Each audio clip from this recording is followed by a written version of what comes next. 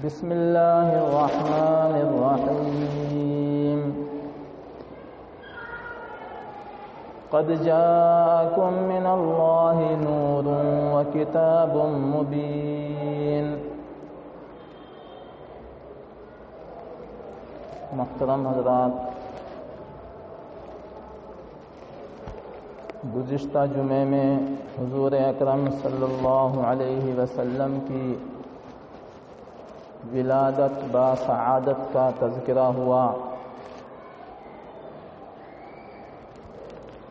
اللہ کے نبی صلی اللہ علیہ وسلم کو آئے ہوئے صرف ایک دن بھی نہیں ہوا تھا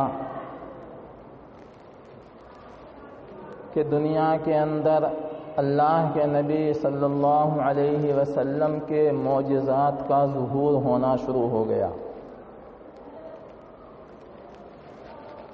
قیصر و کسریٰ کے ایوانوں میں ہنگامہ پیدا ہو گیا، آتش کدے بجھ گئے،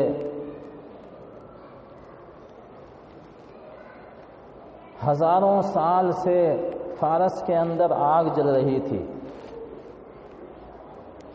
اور اس کو کوئی بجھانے والا نہیں تھا، اس آگ کی پوجا ہو رہی تھی۔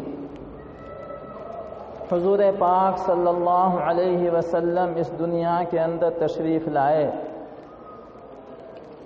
کہ وہ آگ اچانک بجھ گئی۔ کعبۃ اللہ کے اندر بہت سارے بت رکھے ہوئے تھے جن کا نام حبل ہے، لات ہے، عزا ہے، منات ہے۔ وہ سارے کے سارے بت سرنگو ہو گئے اور زمین کی طرف جھک گئے۔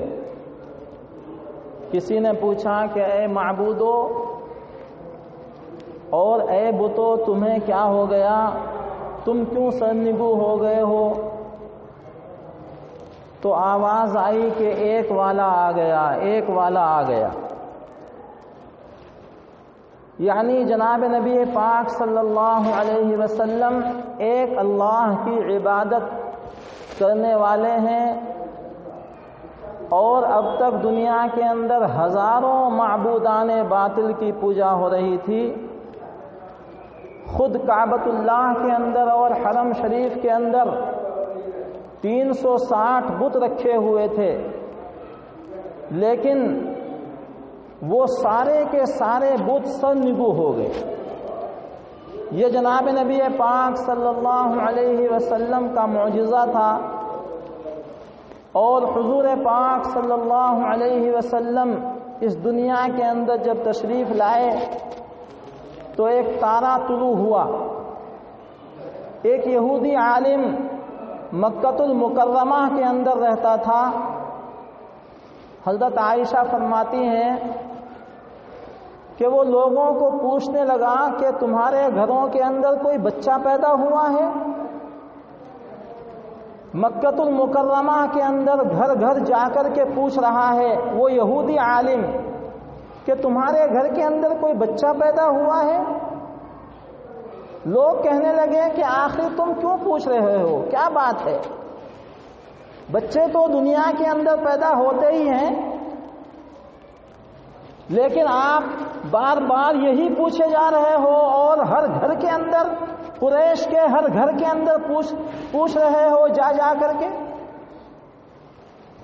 تو وہ یہودی عالم کہنے لگا کہ میں نے آسمانی کتابوں کے اندر پڑھا ہے کہ جب نبی پیدا ہوگا اور نبی اس دنیا کے اندر تشریف لائے گا تو آسمان کے اوپر ایک تارا طلوع ہوگا، اور وہ تارا آج میں نے دیکھا ہے وہ طلوع ہو گیا ہے۔ اس وجہ سے میں بار بار پوچھ رہا ہوں کہ آپ کے گھرانوں کے اندر کوئی بچہ تو پیدا نہیں ہوا۔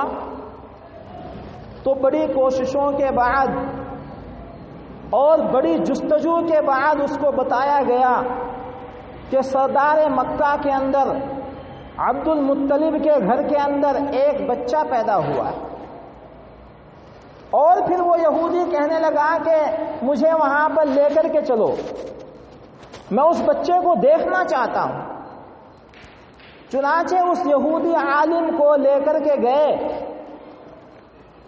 اور اس نے بچے کو دیکھا، محمد عربی صلی اللہ علیہ وسلم کے چاند جیسے چہرے کے اوپر اور خوبصورت جسم کے اوپر نگاہ پڑی۔ یہودی کہنے لگا کہ اس کی کمر مجھے دکھاؤ۔ چنانچہ پیٹھ دکھائی گئی، کمر دکھائی گئی، تو اس نے دیکھا کہ مہر نبوت لگی ہوئی ہے۔ حضور پاک صلی اللہ علیہ وسلم نبوت کے مہر کے ساتھ اس دنیا کے اندر تشریف لائے۔ تو معلوم یہ ہوا کہ حضور پاک صلی اللہ علیہ وسلم کو 40 سال کے بعد نبوت نہیں ملی، بلکہ اللہ کے نبی صلی اللہ علیہ وسلم کو پیدائشی نبی بنا کر کے بھیجا گیا تھا۔ اور وہ مہر دیکھ کر کے وہ یہودی عالم بے ہوش ہو گیا۔ اس کو ہوش میں لایا گیا۔ ہوش میں لانے کے بعد اس سے پوچھا گیا کہ آخر تو کیوں بے ہوش ہو گیا ہے، کیا وجہ ہے؟ وہ کہنے لگا کہ مجھے اب یہ معلوم ہو گیا ہے کہ بنی اسرائیل سے نبوت ختم ہو گئی اور بنی اسماعیل کے اندر نبوت آ گئی ہے۔ اس سے پہلے جتنے بھی انبیاء کرام علیہ السلام تشریف لائے، وہ سارے کے سارے انبیاء کرام علیہ السلام بنو اسرائیل کے اندر تشریف لائے، اور بنو اسماعیل کے اندر یہ حضرت محمد عربی صلی اللہ علیہ وسلم تشریف لائے۔ اور یہ اثر تھا اس دعا کا جو دعا حضرت ابراہیم علیہ السلام نے کعبۃ اللہ کو بنا کر کے اللہ سے کی تھی، اور خود جناب نبی پاک صلی اللہ علیہ وسلم نے بھی اس دعا کا تذکرہ اپنی زندگی کے اندر فرمایا۔ بار بار حضور پاک صلی اللہ علیہ وسلم اپنی زبان مبارک سے یہ کہتے تھے، انا ثمرۃ دعوت ابی ابراہیم، کہ میں حضرت ابراہیم علیہ السلام کی دعا کا ثمرہ ہوں۔ باپ تو نہیں تھے دنیا کے اندر جب اللہ کے نبی آئے، عبد المطلب تھے، دادا تھے، اور دادا کہاں پر تھے؟ حتیم شریف کے اندر۔ حتیم کیا ہے؟ کعبۃ اللہ کے پاس ایک جگہ چھٹی ہوئی ہے جس کے اندر 2 رکعت نماز پڑھنا بہت بڑا ثواب ہے۔ آپ نے بھی دیکھا ہوگا جو حضرات وہاں پر گئے ہیں انہوں نے تو باقاعدہ وہاں پر نفل نمازیں بھی پڑھی ہیں، لیکن جو حضرات اب تک وہاں پر نہیں پہنچے وہ بھی فوٹو کے اندر دیکھ سکتے ہیں کہ کعبہ ہے اور کعبے کے پاس تھوڑی سی جگہ چھٹی ہوئی ہے، وہاں پر پولیس والا کھڑا رہتا ہے، اس کو حتیم کہا جاتا ہے۔ اس حتیم کے اندر حضرت عبد المطلب تشریف فرما تھے۔ اللہ کے نبی صلی اللہ علیہ وسلم کی پیدائش کی خبر ان کو دی گئی، بڑے خوش ہوئے کہ میرے خاندان کے اندر ایک چراغ آ گیا ہے اور میرے خاندان کے اندر ایک بچہ پیدا ہو گیا ہے۔ تو خوشی کے اندر حضرت عبد المطلب فوراً جو ہے گھر کے اندر تشریف لے گئے، اور وہاں پر جا کر کے دیکھا کہ یہ معصوم سا بچہ، ایسا بچہ کہ دنیا والوں نے آج تک یہ بچہ نہیں دیکھا تھا، ایسا معصوم اور خوبصورت بچہ آج تک نہ فرشتے نے دیکھا، نہ ہی حضرت حلیمہ نے دیکھا تھا، نہ ہی ان کی امی نے دیکھا تھا۔ عبد المطلب اس بچے کو دیکھ کر کے خوش ہوئے اور خوش ہو کر کے اس کو اٹھا کر کے لے آئے کہ یہ عبداللہ کی نشانی ہے، یہ میرے بیٹے کی نشانی ہے، اور اس کو حتیم شریف کے اندر تشریف لے آئے، اور وہاں پر جا کر کے فرمایا، اے اللہ تبارک و تعالی، یہ وہی معصوم بچہ ہے کہ کعبۃ اللہ بنا کر کے حضرت ابراہیم علیہ السلام نے جس بچے کے لیے دعا کی تھی اور جس نبی کے لیے دعا کی تھی، یہ وہی عبداللہ کی نشانی ہے۔ اے اللہ تبارک و تعالی، آج کعبہ میرے سامنے ہے اور میں کعبے کے سامنے ہوں، اے اللہ تبارک و تعالی اس بچے کی زندگی کے اندر برکت عطا فرما۔ تو عبد المطلب اتنے خوش ہو گئے۔ تو میرے محترم بزرگوں اور دوستوں، کہنے کا مطلب یہ ہے کہ پیدا تو سب ہوتے ہیں اور اس دنیا کے اندر آتے ہیں، دنیا سے چلے جاتے ہیں، لیکن نبی پاک صلی اللہ علیہ وسلم کا آنا بھی نرالی شان سے اللہ کے نبی صلی اللہ علیہ وسلم تشریف لائے، اور ان کا جانا بھی نرالا ہے۔ حضور پاک صلی اللہ علیہ وسلم آئے بھی نرالی شان سے اور گئے بھی نرالی شان سے۔ ایسی نرالی شان سے کوئی اور بچہ دنیا کے اندر نہیں آیا، ایسی نرالی شان سے کوئی اور بچہ دنیا کے اندر آ کر کے پھر دنیا سے رخصت نہیں ہوا۔ کیا وہ نرالی شان معمولی شانیں ہیں؟ حضرت آمنہ رضی اللہ تعالی عنہ کہتی ہیں کہ بچے تو دنیا کے ہوتے ہیں، لیکن اس بچے کی شان ہی نرالی تھی۔ بچہ اپنی زبان سے کچھ نہیں بول سکتا تھا، لیکن انگشت شہادت سے اشارہ کر رہا تھا، اور وہ اشارہ کیا تھا؟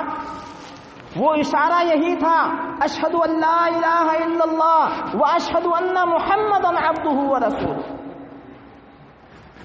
اس کا مطلب یہ ہے کہ میں گواہی دیتا ہوں کہ اللہ کے سوا کوئی معبود نہیں، اور میں گواہی دیتا ہوں کہ یہ محمد عربی صلی اللہ علیہ وسلم اللہ کے رسول۔ یہ اشارہ جناب نبی پاک صلی اللہ علیہ وسلم نے بچپن میں کیا۔ ہم لوگ اپنے بچوں کو بچپنے کے اندر اول تو وہ کوئی اشارہ نہیں کرتے، لیکن جب وہ تھوڑی بہت سمجھ بوجھ رکھتے ہیں تو ان کو کیا سکھانے کی کوشش کرتے ہیں؟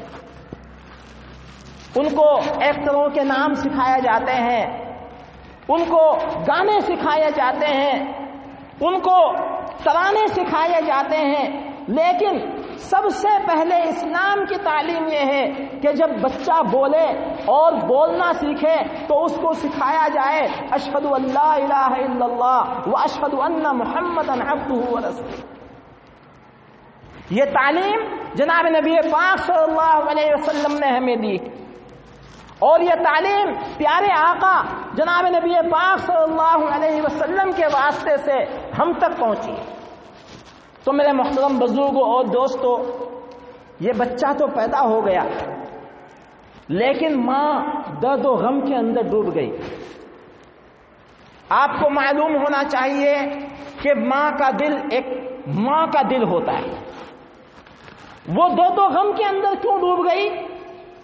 اس کے سامنے وہ پورا نقشہ آ گیا کہ کاش آج اس بچے کا باپ موجود ہوتا، آج عبداللہ موجود ہوتے، اور وہ بھی اس بچے کی معصوم صورت کو دیکھ کر کے خوش ہو جاتے، کبھی انگلی پکڑ کر کے بازاروں میں اس کو لے جاتے، اور کبھی کندھے کے اوپر بٹھا کر کے اس کو باہر لے جاتے، اور میں ان کی راہ تکا کرتی۔ حضرت آمنہ رضی اللہ تعالی عنہ کا دل غم کے اندر ڈوب گیا، اور کبھی خیال آتا کہ اس میرے معصوم بچے کو کون کھلونے لا کر کے دے گا، کون اس کی انگلی پکڑ کر کے اس کو راستے کے اندر لے جائے گا، اور کون اس کا سہارا بنے گا؟ تو اللہ تبارک و تعالیٰ کی طرف سے آواز آتی ہے کہ اے آمنہ، فکر کرنے کی بات نہیں، اگر اس بچے کی طبیعت کھلونوں کو چاہے گی تو دنیاوی کھلونے نہیں بلکہ میں اس کو آسمانی کھلونا دے دوں گا، چاند کو اس کا کھلونا بنا دوں گا، اور تمام کے تمام درخت اس کو سلام کریں گے۔ اور یہی ہوا جب یہ محمد پاک صلی اللہ علیہ وسلم انہوں نے ذرا سی ہوش سنبھالی اور چلنے پھرنے کے لائق بنے تو اللہ تبارک و تعالیٰ نے ہاتھ کی انگلیوں کا کھلونا چاند کو بنا دیا۔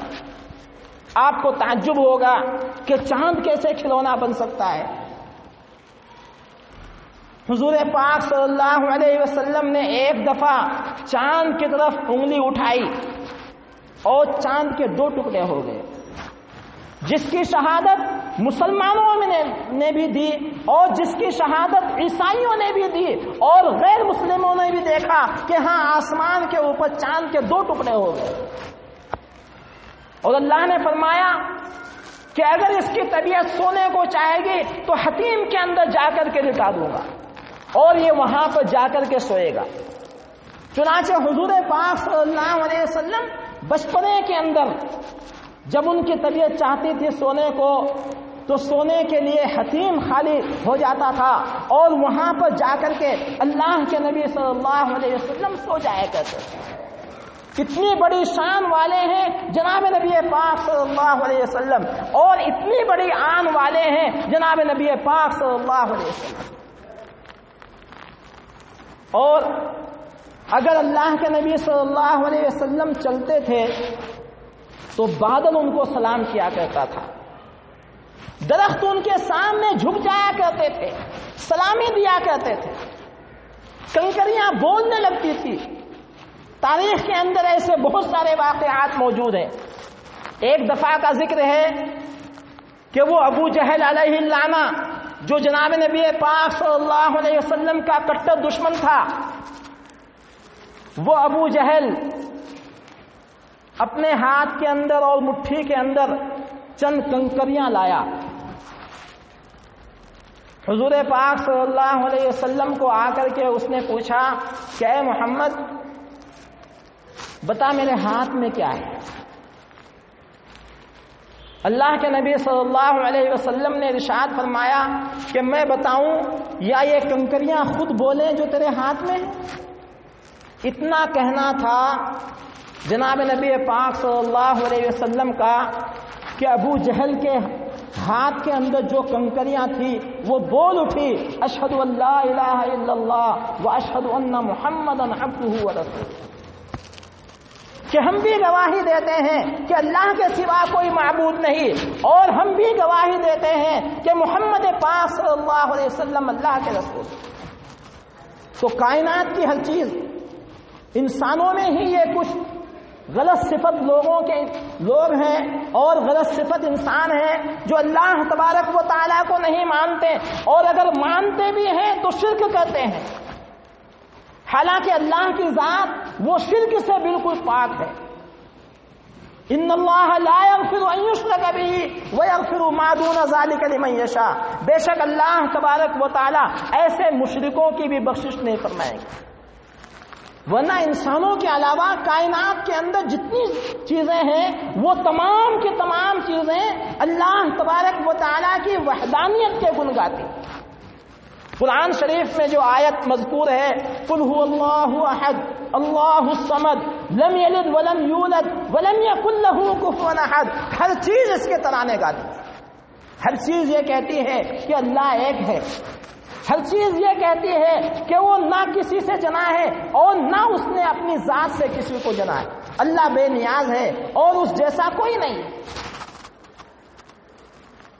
زمین کا ذرہ ذرہ، زمین سے کے اندر سے اگنے والا جو گھاس اور یہ بڑے بڑے تناور درخت جو آج ہمارے سامنے موجود ہیں، جب یہ پیدا ہوتے ہیں تو ایک کمپل کے ساتھ پیدا ہوتے ہیں، اور یہ کہتے ہیں کہ دیکھو اللہ تبارک و تعالیٰ ایک ہی ہے۔ شاعر کہتا ہے ہر گیا ہے الزمی روید، ہر گیا ہے الزمی روید، فارسی کا شعر ہے لیکن بہت ہی اچھا شعر ہے۔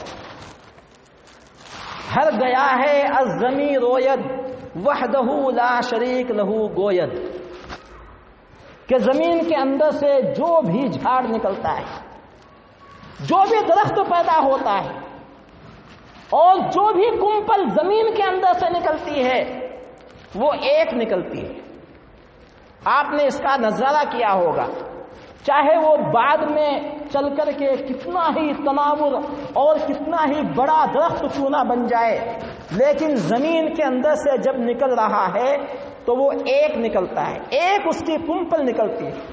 تو شاعر یہ کہتا ہے کہ ہر گیا ہے زمین الزمی روید، کہ جو بھی زمین کے اندر سے کمپل نکلتی ہے اور جھاڑ نکلتا ہے وہ یہ کہتا ہے ایک نکلنے کے بعد وحدہ لا شریک لہ گوید کہ وہ ایک ہے، اس کا کوئی شریک نہیں۔ تو زمین کا ذرہ ذرہ یا اسی طریقے سے جتنی مخلوقات ہیں وہ ساری کی ساری مخلوقات یہ کہہ رہی ہے کہ اللہ تبارک و تعالی ایک ہے، لیکن کچھ جاہل لوگ، کچھ جاہل انسان اس کے ساتھ بھی شریک ٹھہرا رہے ہیں۔ اللہ تبارک و تعالی ایک ہے لیکن اس کے ساتھ شریک ٹھہرائے۔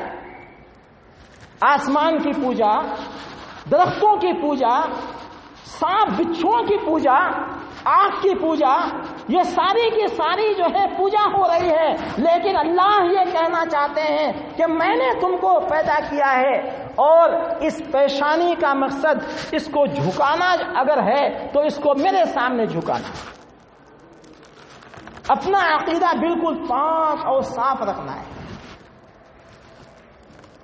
اگر عقیدہ پاک صاف نہیں ہوگا تو میرے محترم بزرگوں اور دوستوں، ہماری نمازیں بھی قبول نہیں ہوں گی، ہماری عبادات قبول نہیں ہوں گی۔ سب سے پہلے ہمارے اندر وحدانیت آنی ہے کہ اللہ تبارک و تعالی ایک ہیں، اس کے سوا کوئی معبود نہیں ہے، اور وہی نفع نقصان کا مالک ہے، اور وہی ہم کو بیماری دیتا ہے، وہی ہم کو صحت دیتا ہے۔ یہ عقیدہ ہمارا مضبوط ہونا چاہیے۔ یہ اگر عقیدہ مضبوط ہے تو نماز پڑھیں گے نماز قبول، روزہ رکھیں گے تو روزہ قبول، قرآن کی شریف کی تلاوت کریں گے تو قرآن شریف کی تلاوت قبول۔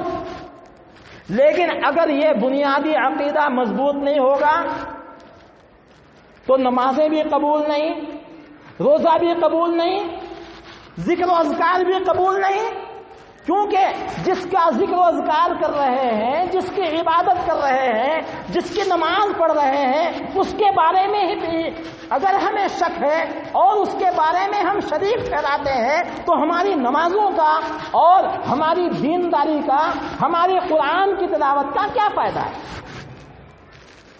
اس لیے جناب نبی پاک صلی اللہ علیہ وسلم نے بھی پیدا ہونے کے بعد یہی اشارہ فرمایا۔